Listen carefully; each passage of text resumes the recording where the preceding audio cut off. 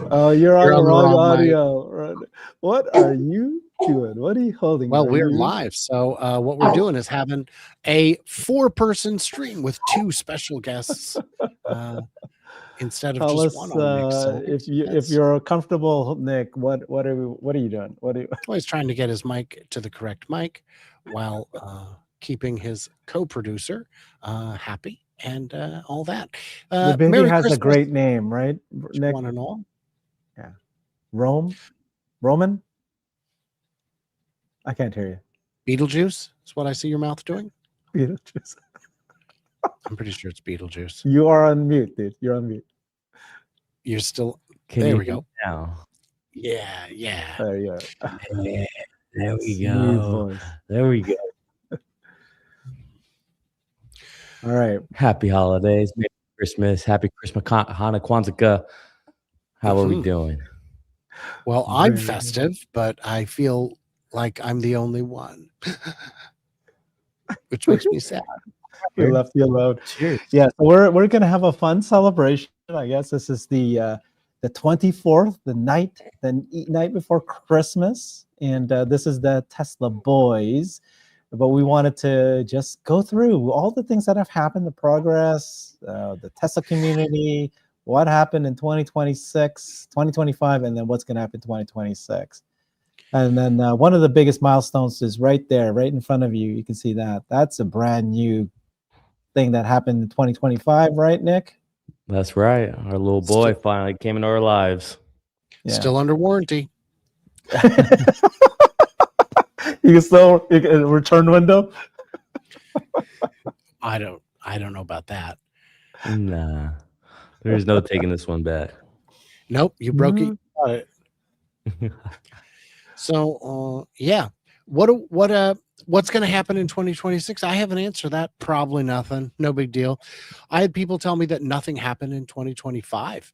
So I've got a video coming up tomorrow, I think, or the next day. Well, let's not wait for that. Tell us now what Right. happened in 2025. What was the things that stood out to you that you thought? So first of all, just in general, do you guys feel like Tesla made progress this year, significant progress, or do you feel like everything's been delayed yet another year? No, significant progress for sure. We've had the introduction of 3 new models as far as I'm concerned. The YL in China, we've already seen it has homologation for distribution and sales in Europe. That's a big deal. That's going to be a volume unit. We've also got the Y standard and 3 standard, which, while probably not selling as well in the US due to the IRA hangover, we still have good sales opportunities in other countries and other markets. Those will make it more popular, make it even better. So those alone on the automotive front are good. On the energy front, we got Shanghai up and ramped for Megapack, and we've got construction going on of the new one in Texas. Energy storage is a huge and growing business, and that's before we even talk about autonomy and robots, which is 10 shows worth of content right there. Nick, what would you say is your most exciting stuff of 2025? I mean, well, besides this little guy here, I would definitely say the fact that Robotaxi actually got launched in more than one city, in Austin and, I mean, call it San Fran, Palo Alto, whatever you want to call it. I think that was a pretty big deal. I think that was my main thing. And then just seeing progress on Cybercab. I mean, you can't argue with that, right? The most important thing for Tesla right now is either going to be Robotaxi or the bot. The bot was delayed more than we all wanted, and we've explained why that is, right? We were hoping to get 5,000 to 10,000 robots by the end of this year. That did not happen. But what did happen? FSD.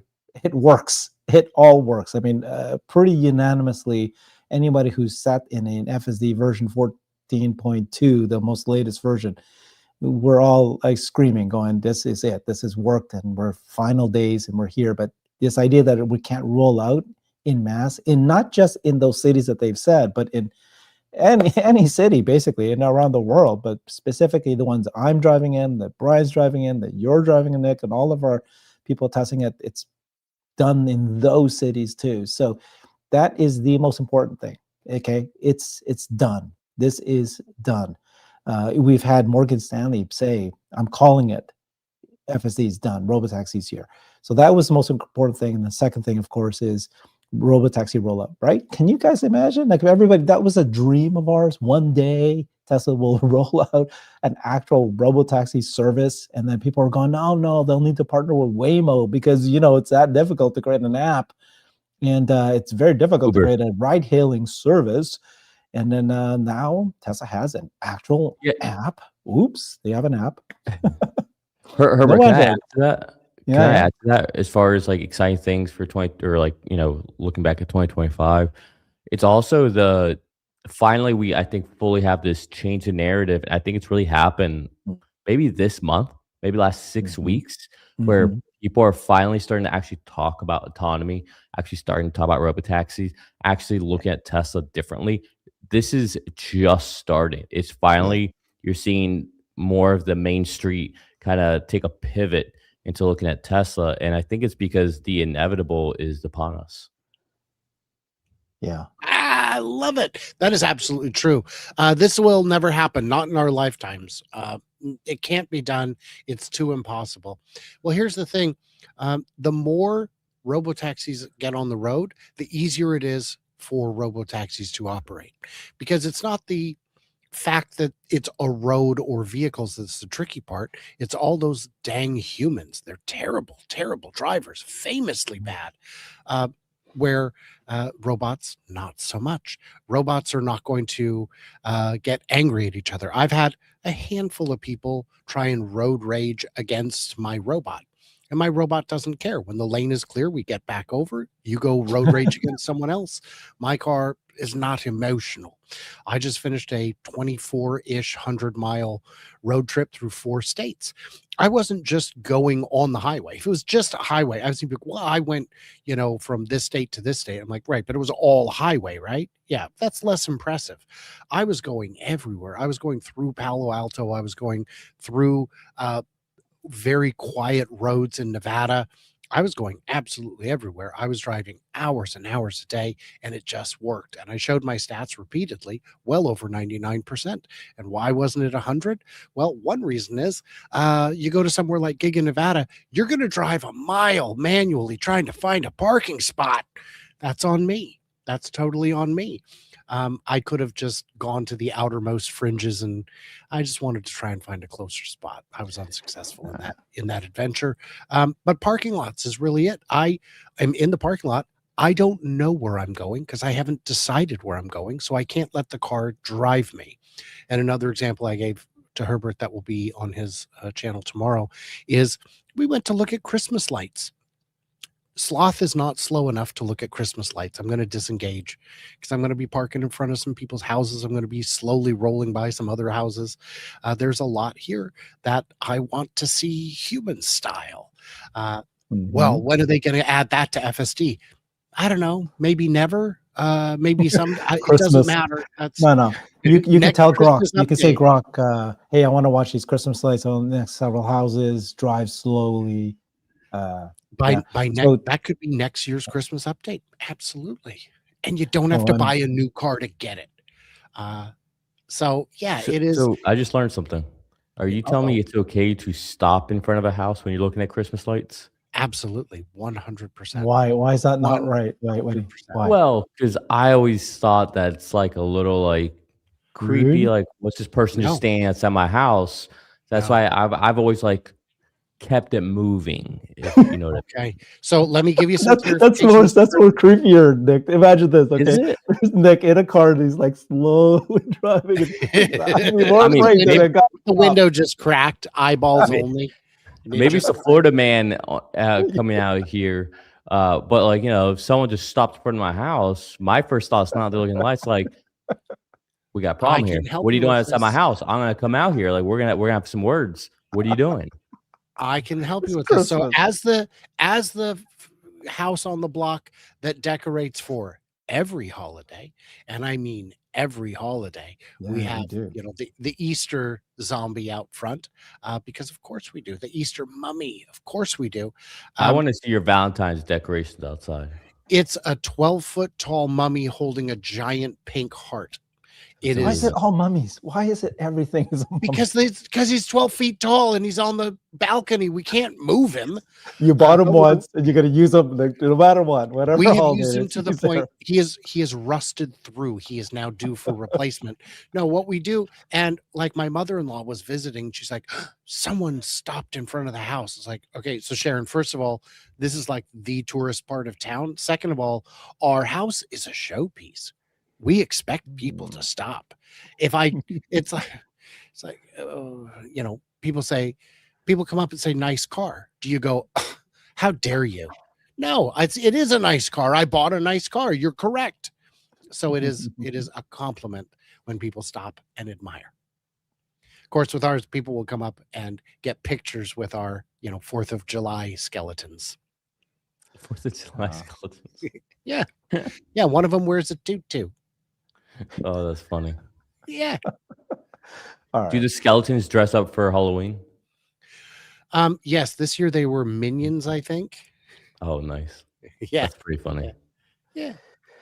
2025, guys. AI has become a thing. It's real now. I mean, it's obviously real, and it's impacting all of our lives. Agentic AI is impacting our things, and then real world AI. So this, obviously, we have all seen how great FSD is now, where it is now. drove at Hardware 3 Tesla in LA, back and forth, 2 hours one way, 2 hours back. Beautiful, perfect. Because I was of the mind that this Hardware 3 wouldn't be as good as the Hardware 4, and I don't think it is. But what is it that it's not as good at? It was flawless for 4 or 5 hours driving. So, and this is LA, and so now we've got, no matter where we take it, it seems to be working perfectly. I drove Hardware 3 through Tampa for 4 or 5 days. No disengagements. There might have been one. I'm trying to remember. I know I nudged it at one point because when I was making Yeah. the U-turn, You have to press gas sometimes. Yeah. Well, the other car was waving. I'm like, I don't think Hardware 3 can see that. I'm going to nudge it. Yeah. Mine doesn't have gas, but that's interesting. I haven't seen one of those. I'm sorry. It was a mistake on my side. Yeah, press the gas. I keep saying that. I'm old, dude. I'm old. You look not a day older than 30, Herbert. That was my Brian imitation. That was my. Was it? That was pretty good. That was pretty good, right? And then FSD has expanded to countries everywhere, all over the place. We've gone global this year, 2025. So I don't know, man. I think that everything we wished had happened. I think some people will still complain that why is there only 30 cars? I was hoping to have 1,000 cars in Austin now. But other than that, we're here. Or 10 cities, right? They were expecting that. And as part of self-imposed rules, like because Elon said we were supposed to be in 50% of the country, 10 to 20 cities, we were going to have thousands of cars. And okay, we didn't get there. But clearly what matters is, can we get there? Has that changed or not? So in Cybercab, right? We don't know yet if that's on track or not, but everything points that it is. Yeah. Just real quick, before we get into 2026, just in the spirit of 2025, I just want to, a lot of people joined me this past Saturday in the for your course. Yeah, you did a course thing. Yeah. Yeah, and just in case any of them are sitting here watching, I just want to say, like, absolutely fantastic. I mean, the community that we have. I know it's not just Tesla community people that were there, like NVIDIA people, Palantir, just in general, like the level of quality character and people and just engagement, the intelligence that was there. It was just absolutely phenomenal. I just, like, if any of you were there and are watching right now, just thank you so much. Honestly, it was a pleasure for me to be there. And the kind words that I keep getting publicly and in DMs are just like ridiculous. Like, I genuinely appreciate everybody out there. I hope everybody has a happy holidays. And just Herbert, there was so much demand that we had to cut it off, and we're doing another one January 31st. Nice. So there's like a huge wait list. So if anyone's interested, January 31st, you can see the link in my X handle, or just DM me. I'll send you the link. But it just seriously, our communities are like it's like, look, I like you two. You two are awesome. We're friends. But the Well, community and the engagement and lots like of the level of conversation and comments and engagement, it's just like nothing else. Like, and this is not me just like, guys, I don't do this like for a living or anything, right? Like I have my own day job. So this is like a hobby, a passion. And you guys honestly are just incredible. Like I could keep going, Mhm. but I'm sure you guys feel the same sentiment with all of your Yes. subscribers and just the community. And it's something worth like stopping before we go into 2026 and reflecting on how good the community is. I mean, it's what helped turn Yeah. over and influence The the court. Delaware court and influence Yeah. just like over and over. I mean, it's powerful. I love you all genuinely. Like politics aside, everything aside, like there's something that grounds us all, and it just I don't know. I'm gonna stop because just I will say genuinely that from the bottom of my heart. I will say that this community is definitely like none other. It's the enthusiasm. It's the fact that a lot of people have made a substantial amount of money by following some of the things that we've been able to reveal. It's that there's a real engagement. I had a comedy channel on YouTube that at one time was quite big, that had 100,000, maybe 80,000 subscribers back when that was pretty Wow. uncommon. I'd get millions of views, but there Yeah. was no community. There was no Right. one who knew who I was or wanted to meet me or anything like that. I had 2 or 3 regulars out of videos would get thousands and thousands of comments, but I wasn't changing anyone's lives. I wasn't, it. Yes, you were. I yeah. Comedy. Thank you. It's funny. No, I was brightening their day, but I wasn't giving them insights that could help them. Oh, you're Are on you- mute now. Oh yeah, you just muted. There we go. Is that better? Nope. No, wrong mic wrong now. audio. Yeah. But, Yeah, it's got to, there we go. I bumped the cable. there you go. That's better. We are telling them how to protect their family, how to keep them in the safest car there is, how to understand which news is actually lying to them and which is telling the truth and why. And it's making people a little bit smarter. So Is Yeah, it a given, Brian. guys, that this community is just going to grow bigger and bigger and bigger as more I- people get into robotaxis, as they realize that technology is truly changing, as they realize that Tesla is actually the one that's leading the way for everything: robots, AI, I energy. think so. Yeah. I'll tell you, literally in the last, call it 72 hours, these are 2 DMs I've gotten.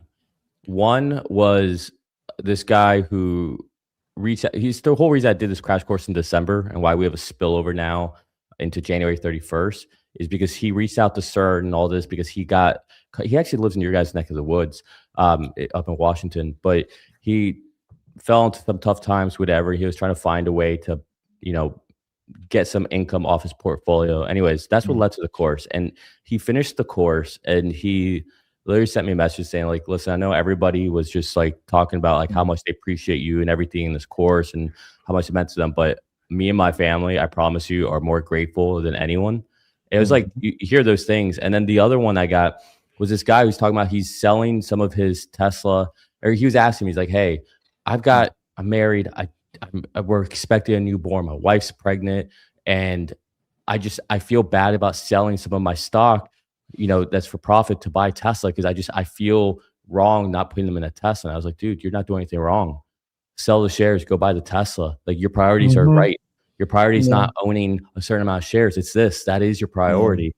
But like those two, and then when I said to him, he's like, he like responded to me, like saying like, thanks for like confirming what I was thinking already. Yeah. And it's like, just like, but and I don't know, like it's just a special community. Like it just really is. yeah. I'll just say, Brian, I just want to echo what you were saying because I thought the way you said it was just brilliant. Like what is the impact have? Yeah. What is the value of your portfolio if you had your family in a car that wasn't safe and the unthinkable happened? Exactly. That's what I told. That's exactly what I told him. I told him like the second that I found out that I got married, my wife almost got in like you 3 found car out you got accidents. married. Yeah. Well, I was about to get. My wife almost got into 3 accidents. Wow. Not her, right? Like people almost hitting her twice. I was in the car, once I wasn't.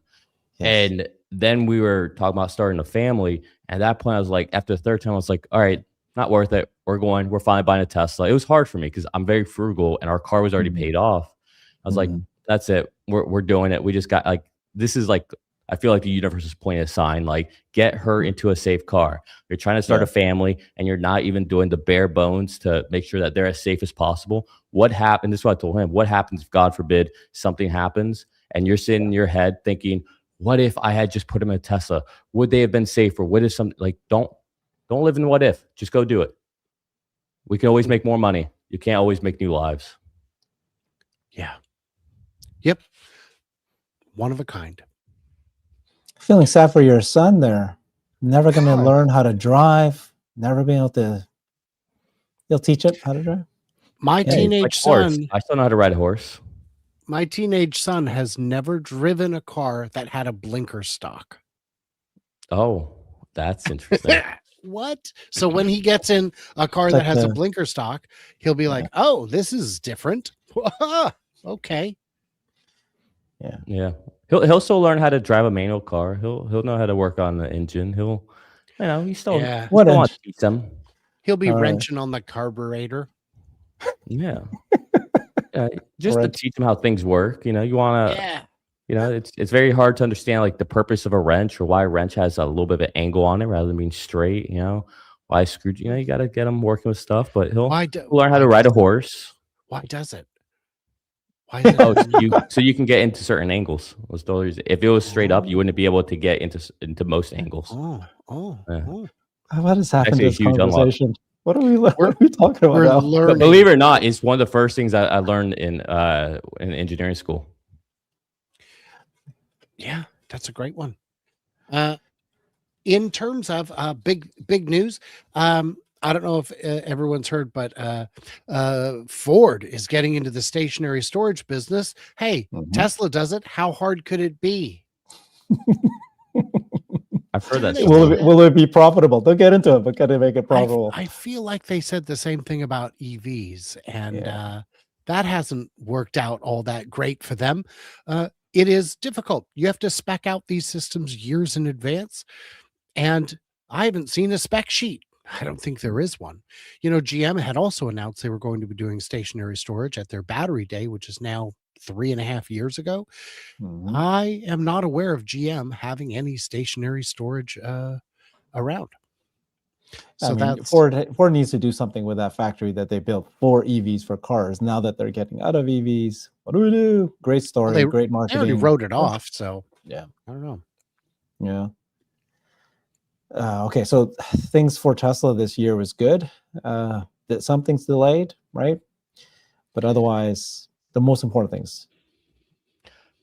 Look, everything's always going to seemingly be delayed with a new technology, especially life-saving technology that is going to roll out, and you have to deal with the regulators and all of that. But I think this was the biggest leap we've had in a year. I mean, like we deployed robotaxis in more than one place. It's not just a demo. It's not just a concept. It's rolling out. We're seeing cybercabs being tested out publicly.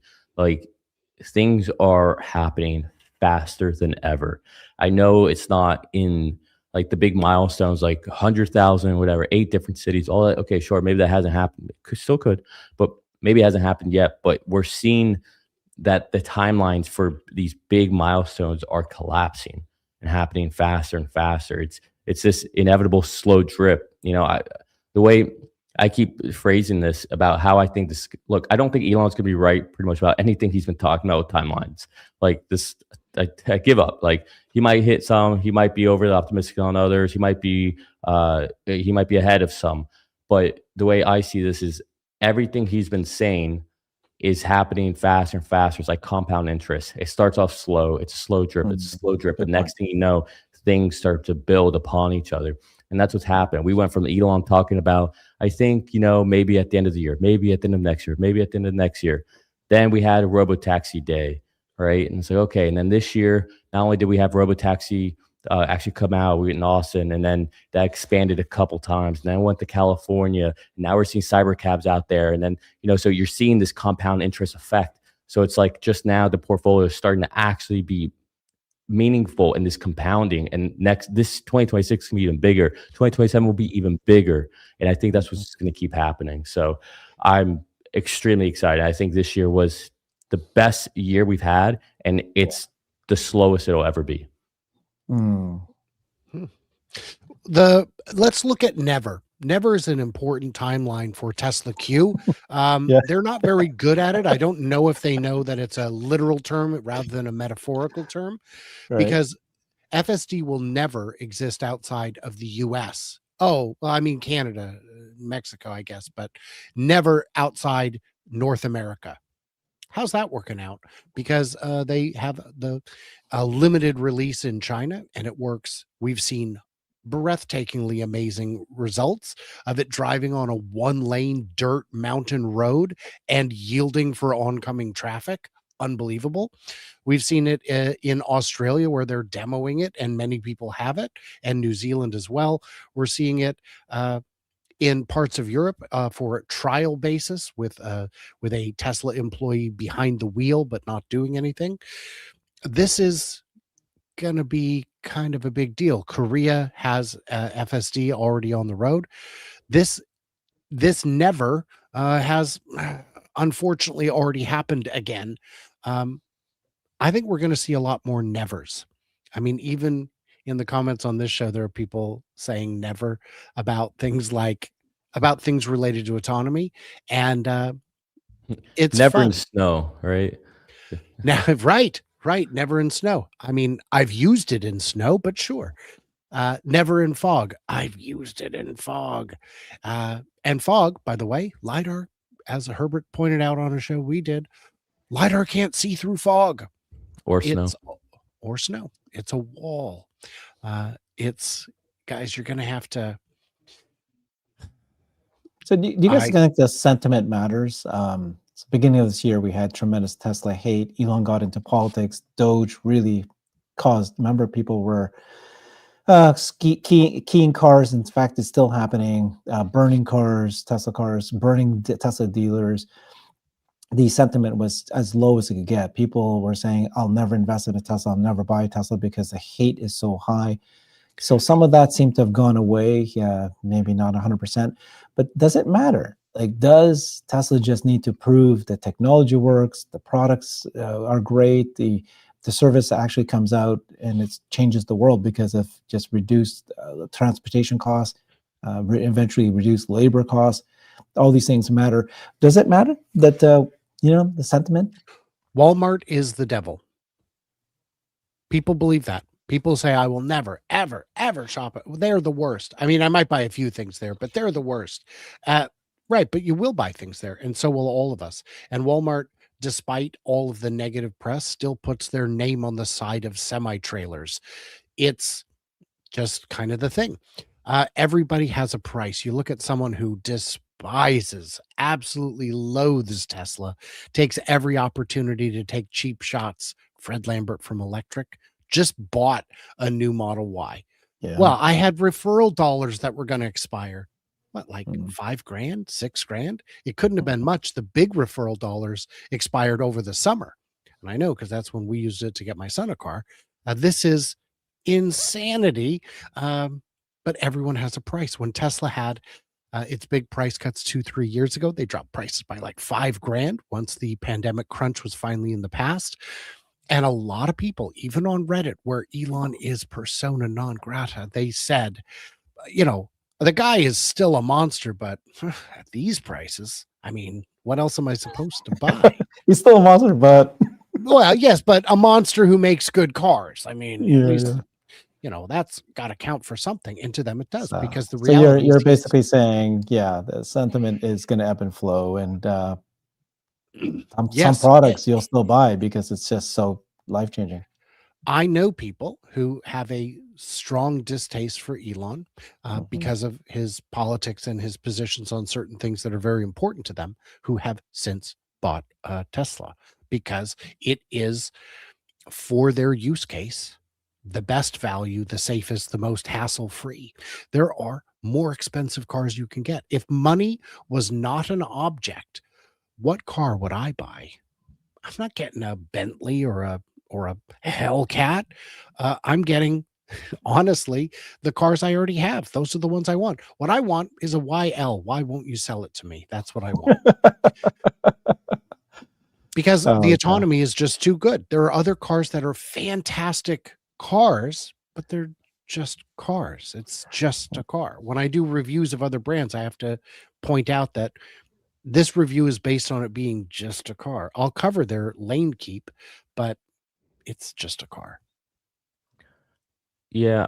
Let me I obviously agree with everything Brian said, and maybe it's not so obvious, but I do. Um, I'll add to that. I like to look at things from a capitalism perspective. I know there's a lot of people that think, especially right now, that capitalism's evil or capitalism doesn't work for everybody. But I genuinely think that for people who put in effort, capitalism does work if government stays out of the way. That's my point of view generally. But like Brian brought up Walmart. Why does people can sit there and say they hate Walmart, but why do people still go to Walmart? Well, guess what? Because at the end of the day, people want affordable, convenient goods. And that's the beauty, in my opinion, about capitalism is it doesn't discriminate based on race, color, creed, gender, anything. It just cares about, at the end of the day, who's doing good, who's offering value to someone else. And if that value's worth something, then that value gets rewarded. And I think that's where Tesla will benefit at the end of the day, is that dollar for dollar, you know, Tesla vehicles are the safest, most capable, highest technological available, most efficient, lowest cost. Like any metric you want to put it up, a Tesla is going to be the obvious clear choice. So hate, the beauty about hate is kind of very similar to why extreme happiness or euphoria also can't last. The beauty about hate is that it's cyclical. You can only be mad for so long.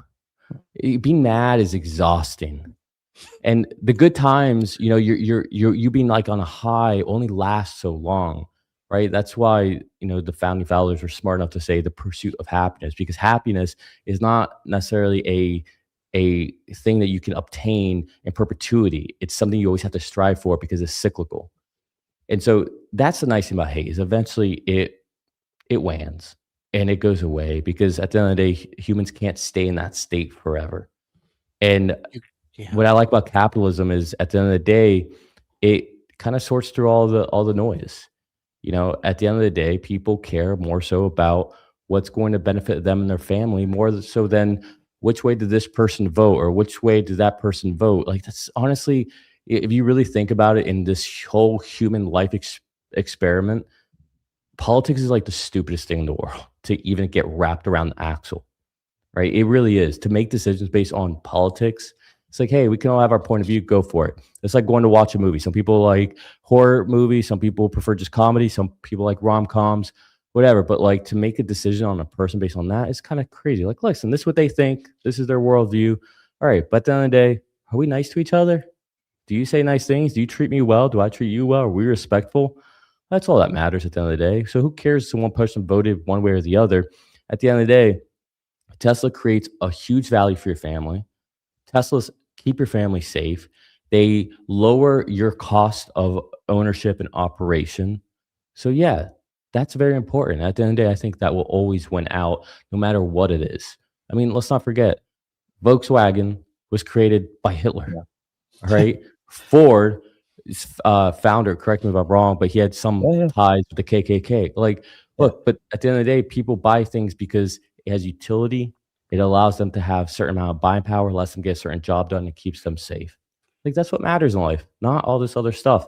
We can all have our own points of view, but like, that's what matters. And so I do think the hate wins. I think that's why we went such a huge change in spectrum pendulum swings this year, from Elon's the worst person in the world, lighting on fire and all that, to, hey, guess what? Tesla is #1 selling vehicle in China again, and they're probably going to have a record year again. And I mean, like, they're just crushing it. So it's what matters always. What actually matters always rises to the top over a long enough time. And clearly, 1 year is all it takes. Less than a year. I don't like companies that have political backgrounds, which is why I'll only drive a Mitsubishi. Wait, what were they doing in the 40s again? Oh, yeah, that's right. They made the Japanese fighter planes that were used in kamikaze Kamikaze. missions. Okay, Yeah. so maybe not Mitsubishi. And the reality is you can find, to the credit of the guy who founded VW, he is the man who killed Hitler. So that's worth something right there. Uh, I, if you could make a better product at a better price, it's going to win. Uh, I've had people ask me if you could buy anything other than a Tesla. You, for some Mhm. reason, you lose a bet and you have to drive something that isn't a Tesla for a year. What would you drive? And I say, in the US, gosh, I don't know. If I could go global, maybe a Xiaomi or a Huawei. But in the US, I don't know. Herbert and I had lunch with a gentleman named Casey, an electrician from Portland. And Casey asked Herbert, autonomy, who's in number 2 if I want to buy a car that drives itself? And Herbert and I just looked at each other. We're like, number 2. Uh, But if you can buy a car that can drive itself, buy a that's car the that can drive distinction. itself. Right. We're not Is it- talking Waymo. You can't buy one. Would it be comma or Ford? Comma's not a car, but they are I service that know, can convert a but car. yeah. Right. Ford. And so, What do you mean? and so I was Oh, you like, add the comma to a Ford? Oh. No, would it I be was- comma AI or would it be Ford? Like who would be number 2? well, Your honestly, How could- I how could said, Ford- is Ford doing anything to do with driverless cars? they've got Blue Blue Cruise. Crew, but Oh. it's, it's, Dude, that's a cruise I said, control on the highway. well, you can use it in more than highway environments, but don't. No. I said maybe Super Cruise, but I've never had a chance to experience it myself. In the I thought they US, stopped it. I thought they recalled it. no, I don't. Did they? I don't think so. I think Super Cruise is still available. In the Oh. comments, someone can let us know. Yeah, it's But that's your point. Yeah. This yeah, conver- it's yeah. just- There's no good second place. I love when I do the reviews of secondhand EVs, because Platt Auto in Milwaukee, Oregon is gracious enough to allow me to drive anything on the lot, and they will answer all my questions. They do a no haggle situation where the price is the price. We know what we got and it's good. I call that the no. I'm told it's the no dicker sticker, which is crazy because in the video I pronounced it differently, and apparently that is not what it's called. But yeah, it doesn't have or sticker. So anyway, in those vehicles, I will try out the autonomy and see how they go. And poorly is Of how they course. go. Nobody tries. Yeah. Yeah. Wow, Nick. So you've changed, dude. Since the baby, huh? Thinking I've a little changed. more philosophical, looking at the life. Well, it's the end of the year Future. too. Towards the end of the year, I try to reflect a lot, and Yeah. I normally put out like a prediction video for 2026 in this case, and I review my previous prediction video and see all the stuff I got wrong, what stuff I Yeah. got right, and all that. But yeah, not just end of the year is a time to reflect, just on everything, mistakes, things done right, Mm. what matters in life. So I am trying to bask in the reflection next week. Yeah, that's what we're doing today. I mean, just think a lot of things happen. A lot of things happened in 2025, but I think Let's the talk most about important things have 2026. happened. Let's talk 2026. What are your forecasts? You talked about Well, forecasts. Are you creating your I have a list? question for you guys. I didn't prime Yeah. you guys for this because I want to catch you guys off guard in case you were going to try to back out of it. What's he talking about? I was on with Randy last week, and he's been catching me up on everyone's last night, and he was catching me up on what everyone's predictions on from Brian to Dan Ives and everyone for Tesla. And we've got some predictions of Tesla will be $700, $800, $1,000, $2,000, $3,000 by the end of next year, meaning end of 2026. And that we're going to have hundreds of thousands of robotaxis in the United States by the end of next year. And, I'm just curious, what are you guys predicting? Do you think that those kind of numbers in general are spot on, a little bit out there? I know you'll both probably punt on the stock, but I'm just curious if there's anything you're willing to talk about and what you guys think, and then I'll tell you what I think.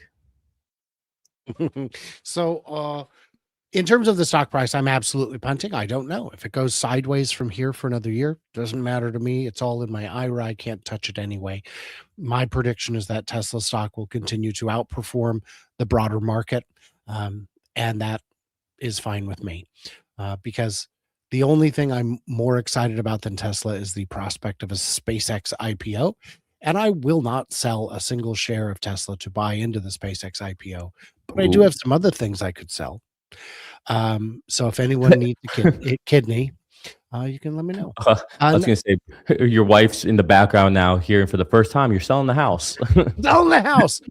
There was a gentleman in France who was selling his house, and he thought, I don't need to buy a house for a year. You know what? I'm going to sell it, put all the cash into Tesla, and that's when it 20x'd. And we never heard from him again. I Yeah. imagine his DMs were just inundated.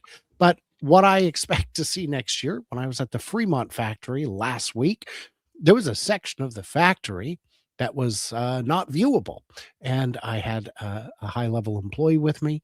Uh, and the tour guide, of course, does not mention this thing that we're scooting past in the shuttle, in the tram. It's a big section of the factory that is completely blocked off floor to ceiling with black plastic and security fencing. And I said, that's weird. You'd think that Tom would have mentioned this thing we're going by. And he's like, yeah, it looks like something pretty secret is in there. I'm like, yes. And then as we get around it, I can see the size of the enclosure. And I said, that's too small to manufacture cars. And he said, hmm, it's weird. It's almost like there's something smaller than a car that's already been announced that will be made at this factory that's being tooled up. And so that's where Optimus is going to be built. Uh, they are already putting in equipment to build Optimus. If you're not excited about Optimus, that's fine. You don't have to be. You don't have to think it can do all kinds of different tasks, but it can. And the one that Jeff Lutz always points out is pick and place. And 2 weeks ago, I would have argued with him that that's a valuable thing. But now, having seen several factories this week, I realize how big of a job pick and place still is. Someone needs to take the item and give it to the machine. And you say, well, just have a different machine do that. Correct. That's Optimus. No, no, like a purpose built one. Right. There is no purpose built one. The purpose built one is Optimus. And well, you're going to displace workers. Oh, okay. But you can't get enough workers in Nevada to feed the factory. They are struggling constantly to get enough people because Giga Nevada has as many employees as a lot of cities. That's hard to staff up in a city that's not much bigger than the I mean, Fernley, Nevada has probably a population less than that of Giga Nevada. So it's this Optimus will be coming out. I'm confident in 26. It will not necessarily come to you and me. It will not be in my home, but it will not be maybe even ready to be in my home. But in a industrial setting, it's going to be valuable.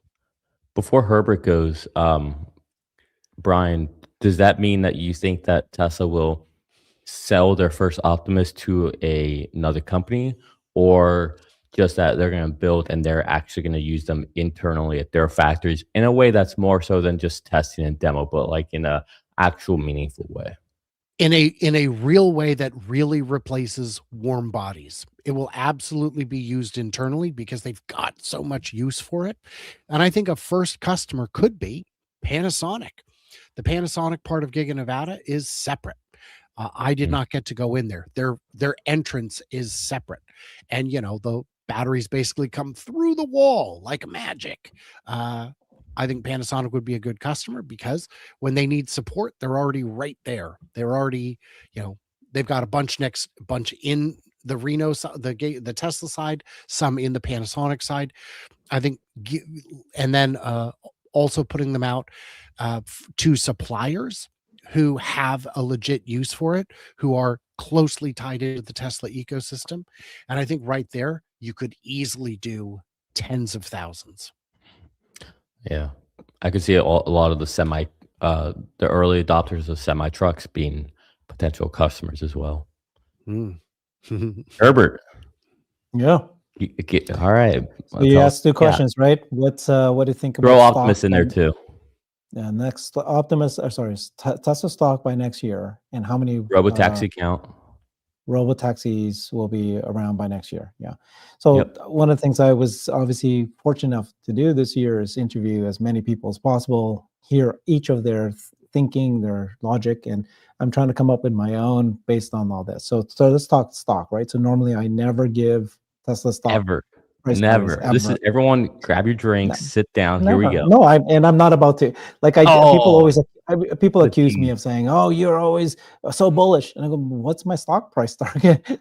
If I'm forced to guess something, sure, I'll guess, but what do I know, right? But here's the thing that fascinates me is how obviously, if you can guess Tesla stock price or any stock price, you're going to be incredibly billionaire. So here's what some people have said. Some have told me that, well, first of all, 2026, everybody expects the stock price to go up, but don't be so fast, because what matters more is earnings, and earnings upon earnings growth. And the time when NVIDIA stocks skyrocketed was when they actually showed earnings upon earnings growth.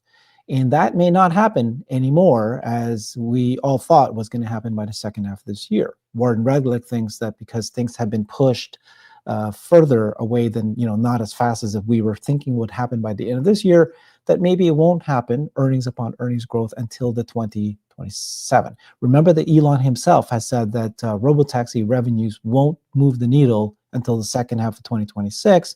Now he goes, well, if you push that, 2027. So he's going, the stock won't go up at all as much as this year. Having said that, the stock is now at all-time highs at the end of this month. And how many people guessed that, right? Nick, you were ahead of the game saying that there's a chance it will happen. A lot of us Tesla shareholders are kind of PTSD. We don't want to say it is. And then we got here. It's going to go up. It's going to go down. We can't predict it. However, other people like AJ will say, yes, you can actually see earnings upon earnings growth further away, but the market is forward looking. So they'll look back at, they'll look and go, what is 2027 earnings? And then they'll bring that back to June of 2026. And that's when you'll see the stock price rising, right? There's those kinds of things. Then there's the wild cards like Optimus coming in, and then watching the Robotaxi growing, and then people testing it out. And then when they do test it out, they'll go, for sure, yes, it's not here, I'll buy it. So the question is, how much of the stock is already built in? And clearly it is already built in beyond auto and beyond energy. There's already this promise of Robotaxi and promise of bots. How much more is not built in, and how much will be brought in? I think it's going to be higher than it is today. I don't know if it's going to be double what it is. I'm not prepared to say what it is, but I do agree with that statement that when you get earnings upon earnings growth quarter by quarter, so that means that Tesla reports earnings in one quarter, people go, yeah, that's great, that's wonderful, it looks like it grew. Then the next quarter they report again and it's bigger, and then it goes bigger again. That's when everybody started throwing money at Tesla, at NVIDIA, for example. And you still had the naysayers. They all kept saying, yeah, it's a blip. AI is not a real thing. Sure, they're going to get, and they kept guiding higher and higher each quarter until eventually they realized, oh, he's not lying. The market is, it's a money, it's a money thing that's happening now. People are just left, right, and center handing him money, NVIDIA. Same thing's going to happen with Tesla. So for sure, the stock will skyrocket 2027. The question is it going to happen in 2026? To what extent will be more brought in? So, if you pushed me, I will say double what it is now. But $1,000, you're saying? It could double to what it is today. Yeah. So if the company is worth 1.5 trillion, it can go to 3 trillion. But it's like, who knows, right? It's all, a lot of the good things has to happen. You're the expert in this. Macro, no massive events. Okay. I did want to say real quick that in 10 minutes ish, the show will end. I will be on a live after show addressing many of your questions and comments that did not get attention during this main show. I want to thank everybody for a wonderful year this Christmas. We will be back next Wednesday. Oh, yeah. We should also mention, right, Brian, that as of January, unfortunately, Brian doesn't have the time to do this Yes. Wednesday shows anymore. We're gonna miss you big time. This show is you, dude.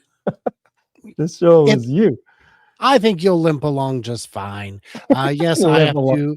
I have to focus Yeah. on growing my channel. I have to focus on my, paying the bills. Apparently, is a thing that the bills insist upon. So that's but I will still be a regular on Herbert's channel. I think that means I have to work harder at getting Nick on my channel and being on his, because I appreciate your valuable insights, Nick, even when I disagree with you.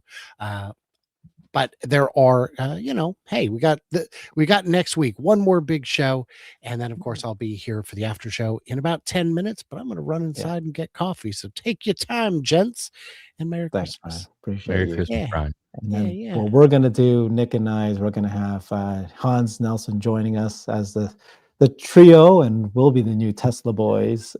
I don't like Actually, that name. Herbert, maybe Yeah, this is a good time to tell you, unfortunately, no, I'm kidding. Unfortunately, you're stuck with Change happens. It's okay. I would have to just figure things out as I do. But okay, so now we're talking about robotaxis. robotaxi cars. And This I'll is tell you my thoughts yeah. on the stock and robotaxis afterwards. Okay. Yeah. So robotaxis, okay, first of all, the important thing to keep in mind for folks is that it can all be Model Ys. It does not have to be cybercabs at all, right? So no cybercab doesn't mean that Tesla's not going to grow to whatever number you want, 10,000, 20,000. So again, I pull from the people I talk to. What do they think? How many robotaxis? And I've heard numbers, serious people thinking 50,000 robotaxis by the end of next year. That is a little too much for me, but here's the logic. The logic would be, by the way, now you add the cybercab, right? So is Tesla on track for cybercab? And so far, as of today, everything we know, every little signs and signals show that they're still on track for launching a Cybertruck in April. Lots of signs, right? They took the Cybercab through in and out. That is the signal that they've done as tradition for all cars that they've ever made. When they bring a new car to in and out drive-through, that is their signal that we are done with the design. This is production level design, ready to go. They did that with Cybercab. We're now seeing Cybercabs all over being driven in public roads. That's a good sign that 4 months before April. We're seeing crash testing, all these. So if the Cybercab is on track and they're hiring people, right? You can see these job postings. One was quality engineer, and just names that you can actually see that are actually for mass production of a vehicle. If they are still putting that money, that resource, we're seeing all these giga castings, and Brian was talking about this hidden area in Giga Texas that, what are they hiding in there? So if they're building that, that means that they have intention to create thousands of Cybercabs. You're not going to just create a new line of this thing and not have thousands of them. So then you go, okay, well, what's the worst case scenario? Well, let's take a look at Cybertruck, right? Because Cybertruck was a brand new vehicle, brand new technologies, brand new materials, and they were able to produce about 50,000 of that. So if you say typically for a brand new vehicle coming out, 50,000 a year is not unheard of. Okay, so this Cybercab will be created in April. Oops, another thing happening, dude. I've got a weather alert, a flash flood. I think we're okay. Flood there? But it was a tornado passed us, and we're okay now. Oh. So, okay. So now, but the reason I'm bringing up the Cybercab is that if they make the Cybercab, really what it's going to be used for is for robotaxi, right? And if you're going to have a supervised Cybercab, you have one person in the front seat. You can only have one person in the right seat. It'd be awkward. So really, they do have confidence. It looks like that Tesla's going to make thousands of these. And then so the 50,000 number is like pretty reasonable, but there's arguments both ways. Some people are saying actually it's going to be more than 50,000, right? Because this is the non-box model, unboxed model. It's a Lego pieces. It's 50% much more easier, simpler design than a Model Y. So once this gets going, it's going to be much faster. So I would decide, they'll say, oh, it's going to be more than 50,000. It's going to be much higher than that. And then others will say, no, the first year is going to be, and which is where the camp I'm in, the first year is going to be very, very slow, regardless if this is a Lego kind of unboxed model, because it's brand new process, brand new materials, brand new production line. So don't expect that the first year they're going to hit 50,000. Okay. But the Model Y, how many robotaxis are there going to be? And you look at the executives, not just Elon, lots of executives, 12 of them have come out and said something very similar to, slow at first and then everything at once kind of thing. Like it's going to be scaling very, very fast. And then you're watching FSD everywhere. So how many robotaxis by the end of next year? Again, being pushed, I'm trying to be careful, and we'll have certainly 1,000 for sure. 10,000 is a safe number. 20,000 for me sounds like a good number to go with, but it could certainly be much higher than that. I just can't get myself to say anything bigger than 20,000. Okay, nice. Well, I appreciate you giving some actual I don't know, numbers behind what you think and explain that rationale. I think that was very good, especially for everyone to hear from you, someone who, much like Brian, has interviewed. I mean, between people like you and Brian, I don't know anyone who's interviewed more people and have had more people in the know of sorts. Shout out Kathy Woods, but in the know. Speak to them and be able to kind of distill or take all of those ideas, all those opinions from the extremely bullish to the bearish, all that, put it into a bucket, distill it, aggregate it, and then come up with your own point of views. So I think it's very valuable from that point of view. I'll tell you what I think. Yeah. So I think for anyone who took the option course this past Saturday and anyone who'll take it on January 31st, if there's one thing you'll learn quickly about me, or you did learn quickly about me, is that I like to not just say things. I like to be able to quantify things. I like to be able to understand the probabilities of being right or wrong. And I think you can do that with pretty much everything in life.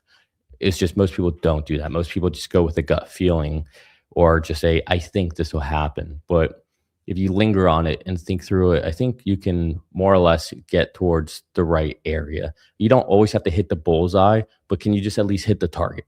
Right? If you can just hit the target, you're doing pretty good, I would say. And so, and that's why I've been successful as an investor. That's why I feel like I've been right a lot. That's why I think I was right about, to start the year, I said we're going to reach all-time highs by the end of this year. It's not because I have some special chart formula or anything like that, but I could just see what was happening over and over with Tesla and the company. And I iterated from being overly optimistic to, kind of pulling back a little bit and grounding myself in what I think has become more of a realistic and being right point of view on where the company's going, and not just where they're going, but how fast they're getting to where they're going. I think we're all right on the big picture. I think we all have that nailed. I think we're all right about that. And honestly, that's arguably the hardest part. But now it's, can you temper your expectations? And I do think that's important to get your year to year right, because while everyone says, oh, I just buy a whole, I don't even think about it, I will say 99% of people say that. That's not true. I would say most Tesla investors, most all-in investors, most people who are active in the community, they look at the stock every day. I do it, you do it, we all do it. And so I just like to try to really get to a more of a grounded point of view on where Tesla's going. And so let's talk about the stock first. So I'll break this up in chunks. I think that Tesla right now has good runway to get. I think Tesla has a date with 500, whether it's this year or it's the start of next year. Tesla has a date with 500. It's coming. It will happen. Tesla will likely break 500 and run a little bit. 510, 515, 520, 530. I don't know. I have no idea. But it is my opinion based on everything I know, all my history, is that we will get to some 500 level and then we're going to pull back Mhm.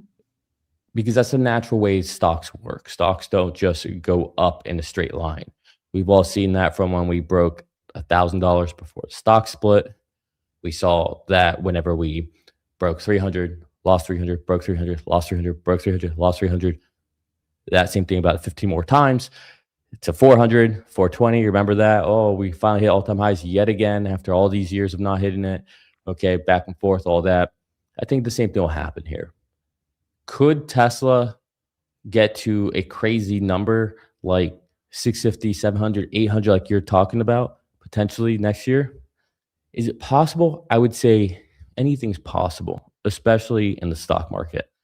But the real question is, can it sustain that? And that's what you really want to ground yourself in. And I don't think Tesla could sustain a $800 price target right now or next month or in 2 months or in 3 months. And the reason goes back to what you were talking about with earnings. We had huge debates, right, across the Tesla community. And honestly, I think you and I were kind of the only ones really leading it with the thought when we were down like in the high 200s earlier this year, saying if Tesla Yeah. could fall down this quickly, it can easily come back Yeah. up. And what was everyone else saying? Tesla Yeah, needs you said earnings to go up. And I was like, no, bull, it doesn't. Yeah. Like we already know it doesn't. It doesn't have to. Now, I would say now as we break 500, No. get to 500s, I think things change now. Now it's like, okay, we're probably right as far as we can go without starting to see the earnings come in. But why is it that we're able to push up higher? It's because Wall Street is trying to get ahead of the earnings they anticipate coming in the next 6, 12, 18 months. And so that's where I think you and I were very right this year in the darkest days this past year for Tesla. And our thesis has proven to be correct. But now I'm with you. I do think for Tesla to keep running to a $3 trillion valuation, to a $5 trillion valuation, et cetera, as we get into those higher numbers, it will have to be not necessarily getting all of the valuation in or all of the earnings in, but we need to start seeing it come in. We need to start seeing the compounding effects of that. And Wall Street will front run once that happens. So that's where I think we are right now. I think if we could end next year around 600 to 650, phenomenal year. And I hear people talking about 800, 1,000, 2,000. And I would rather be wrong, but be wrong on the upside than not. My recalibration that I've had over the past couple years of being overly optimistic says if we could end next year at 600, that's really, really good. That's essentially, that's a 100-point gain in the stock in 1 year. That's 20% gain if we close at 500 this year, right? Like that's huge. That's essentially what we're going to probably do this year. So I think that'd be a really big deal. I'm with you as well that I think 2027 is where we really have a big year. I think this next year is where we go from crawling till we start walking and finding our steps. And I think 2027 we start running. So my prediction at the moment, I'm going to do an actual prediction video on our new YouTube channel, me and Greg, called Behind the Trade. And I'll also do one on investing against the grain. I'm going to do a prediction video about where I see all this going. But right now, I'm calibrating at about 600 by the end of next year. So that's where I'm at. Apologies, I've been sick all week. As far as robotaxis, I'm with you. I think people are underestimating the amount of infrastructure, the amount of caution, the amount of people, command stations, everything you're going to have to build out to support the robotaxi network. I do not think it's just a matter of build the car, put it into the network. It may be that in Austin, since Austin's set up. It may be that in parts of California, since California's set up. But they need to build these command stations or these flight towers in all these other cities, all these other parts of the country. And I think that's going to take a little bit of time. I also agree with you that as you build a car, you learn things as you scale from Jesus, sorry. As you scale from 1,000 vehicles to building 5,000, you learn brand new things that you didn't know before. And Elon has told us that a million times. If you know that in the factory, you also learn new things as you scale from 10 vehicles in a Robotaxi network to 100 to 1,000. You learn new things, new problems present themselves. And I think that's why 2026 can be about going from crawling to walking. And I think we need to be humble enough to let that process unfold as it will. And so I'm with you. I think between 20 and 50,000 robotaxis by the end of the year, we'll still put Tesla as the biggest, Oh God, I yeah. think, So, yeah. company in the world as far as it goes with. But they can just roll out Model Ys too, right? So that's what we were asking about robotaxis, not. But it was just that if they made that many cybercabs, and that certainly has to be used for robotaxis. But if they, because I'm not in the camp, you know, you and I have had a huge Yeah, debate I'm about including that. Model Ys in that. I'm just Yeah, saying, like, they can autonomous throw vehicles Model Ys out in. there picking Yeah. up in the robotaxi network. I think 20 to 50,000. I just think there's a lot that has to be taken into account. Like I think we underestimate all the little complexities. You know, it's kind of like, it's like when you go to do something like very simple, like a little simple job. You're like, Yeah. oh, all I gotta do is screw this into the wall. So I'm just gonna drill a hole, put it in, and we're done, right? And then you go to screw it in. You're like, oh, there's concrete back here. Oh, I don't have a concrete Right. bit. Okay, let me go to the store, get a concrete bit. Now I gotta come back. Oh, I don't have a hammer drill. Now I gotta get a hammer drill. I gotta go back. And you come back. And then you figure out, oh man, this is metric, not sand. It's like this job that should have taken 10 seconds all of a sudden has all these problems that present itself that you didn't expect. Yeah. And we've all done that house project that's like, why is this thing that should have been 10 seconds now taking 2 hours? Mhm. I think that's what happens, especially with new vehicle line, This is all new brand ramp, new vehicle, dude. This new is not network. just a new Model Y or anything. Yeah, whole This is new process. everything Yeah. brand new. Yeah. So just don't expect it. And then it'll skyrocket because it is designed to be just plug and play and, you know, unbox and all that. I'm laughing here, Nick. Brian left before he left a joke in our private chat. He said, "You shouldn't be drinking champagne, Nick, if you're breastfeeding." Well, my baby disagrees. Yeah. Awesome. Thank you so much, Nick. That was fun. So stay on the line here. You'll be transferred over automatically to Brian's show. Appreciate you guys. Merry Christmas. Happy New Year. This is a great year to celebrate and a lot more to look forward in 2026. Thanks, Nick. Cheers, everybody. Bye, everybody.